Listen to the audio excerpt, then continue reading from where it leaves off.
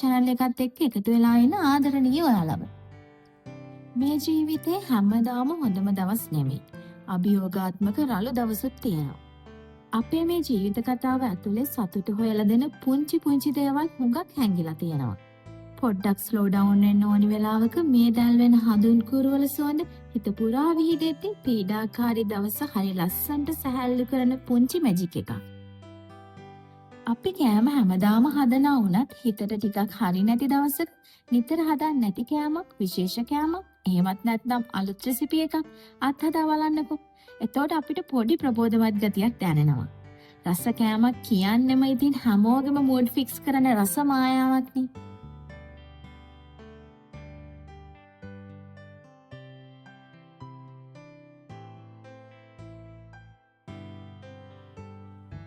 මං මේ ලාස්ති වෙන්නේ රෑ කෑමට දිනීට සම්පූර්ණ මාළුවේ බේක් කරන්න. මේ තිලාපියා වර්ගයේ මාළුවේ. මාළුව හොඳට සුද්ධ කරගෙන හොඳින් තෙත මාත්තු කරගෙන මං පොඩි කට්ස් ටිකක් දැම්ම සීසනින් එක හොඳට මාළුවට දැවටෙන්න. මං සීසනින් පේස්ට් එක හදාගන්න ඉඟුරු සුදු ලුණු අමු මිරිස් කරල් දෙකක් රතු ලුණු කරපිංච ටිකක් යහමින් එකතු කරගෙන හොඳින් පේස්ට් එකක් වනතුරු කොටා ගන්නවා.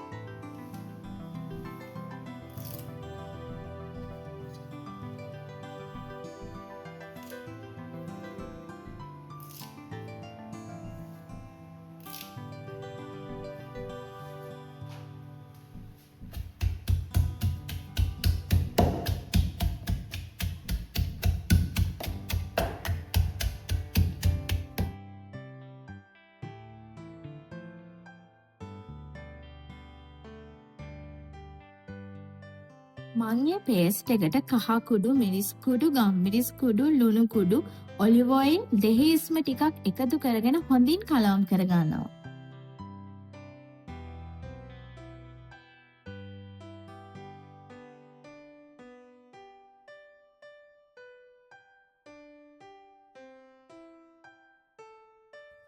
ශ්‍රී ලංකන් ස්ටයිල් එකට හදන නිසා මම සෝයා සෝස් එකතු කරගන්නේ නැහැ.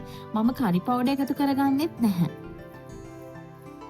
සීසනින් පේස්ට් එක හදාගත්තාම ඒක මාළුවගේ හැම තැනම හොඳින් දවට ගන්න පුළුවන්. වෙන වෙනම එකතු කරනවට වඩා මේ විදිහ ලේසි. මං මාළුවගේ බඩ ඇතුලේ හොඳින් තවර ගන්නවා. ඇතුළටත් පේස්ට් එකෙන් ටිකක් මං දා ගන්නවා. පේස්ට් එක හොඳින් මාළුවගේ ගා ගන්න ඕනි ටිකක් වෙලා අරන්.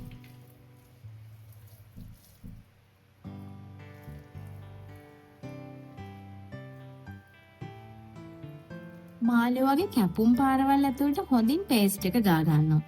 මාළුවව දෙපැත්තම හරවලා හොඳට පේස්ට් එක ගා ගන්න ඕනි.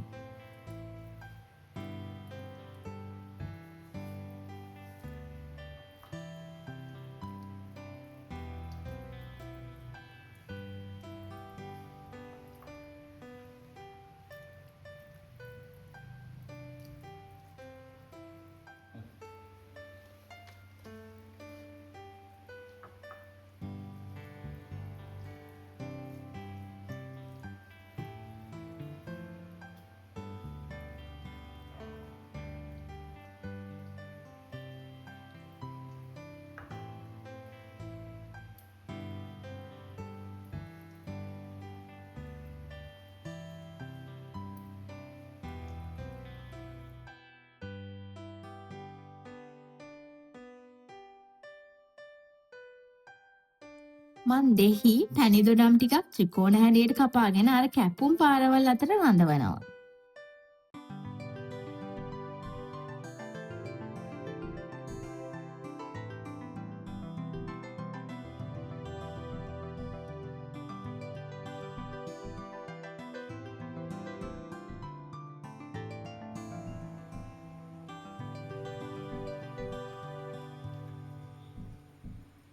ට්‍රේ එකට ෆොයිල් එකක් දාලා තෙල් ටිකක් ගාලා තියෙන්නේ. අවන් එකේ දැලේ මාළුවා තියලා මම බේක් කරන්නේ නැහැ. මේ මාළුවා ටිකක් බර වැඩි. මාළුවා ට්‍රේ එකේ තියලා බේක් කරගන්නේ ඒ නිසයි.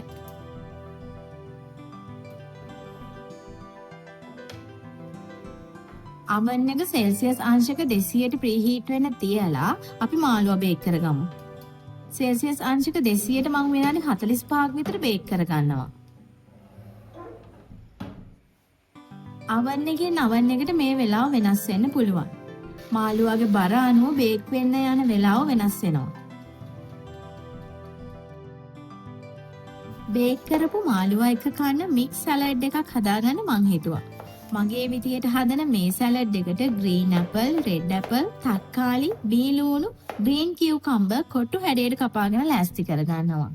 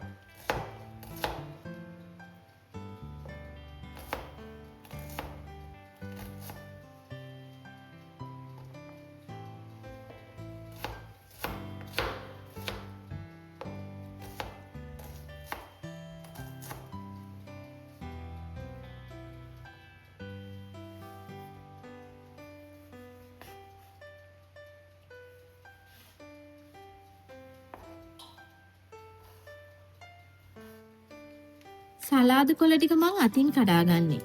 සලාද කොළ කපලා ගද්දි තැළුනොත් තිත්ත රසක් වගේ එනවා.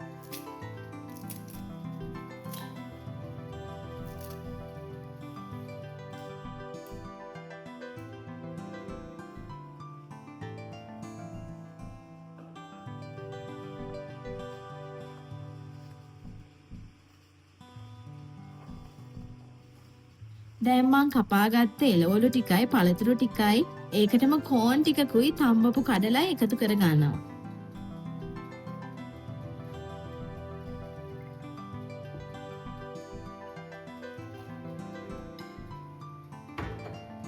සැලඩ් ඩ්‍රෙසින් එකට මං ඔලිව් ඔයිල්, ගම්මිරිස් කුඩු, පාස්ටා ටිකක් චොප් කරලා රසායනික ලුණු, දෙහිස්ම ටිකක් දාලා කලවම් කර ගන්නවා.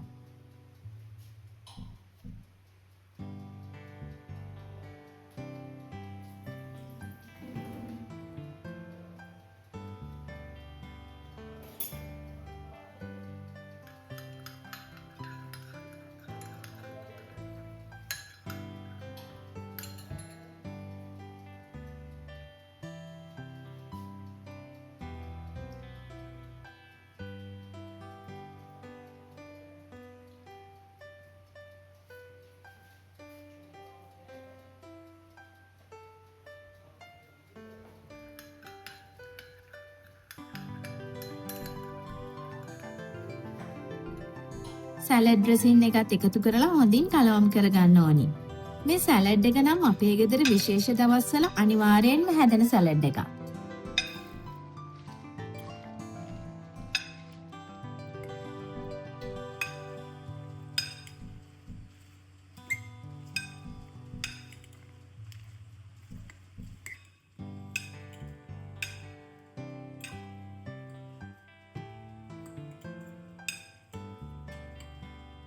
එන්නකො බලන්න අපේ මාළුවා ගානට බේක් වෙලාද කියලා. අපේ ගෙදර මගේ අතින් හැදෙන හැම කෑමක්ම හරි ලස්සනට කෑම මේසයට යවන්න මං ආසයි. ආදරණීයන් වෙනුවෙන් ඔයාට කරන්න පුළුවන් මොන දේ වුණත් ඒක උපරිම කරන්න උත්සාහ කරන්න.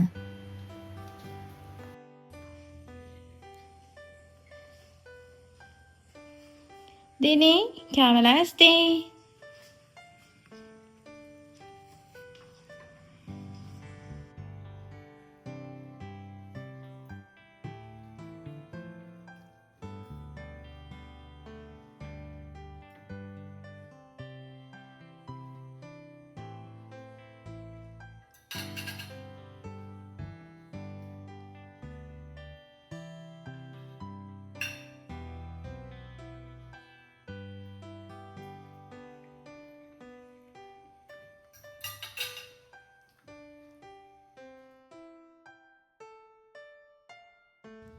ආයෙමත් මුණ ගැහෙනකම් සතුටින් ආදරෙන් පරිස්සමින් ඉන්න. ගිහින් යන්නම්.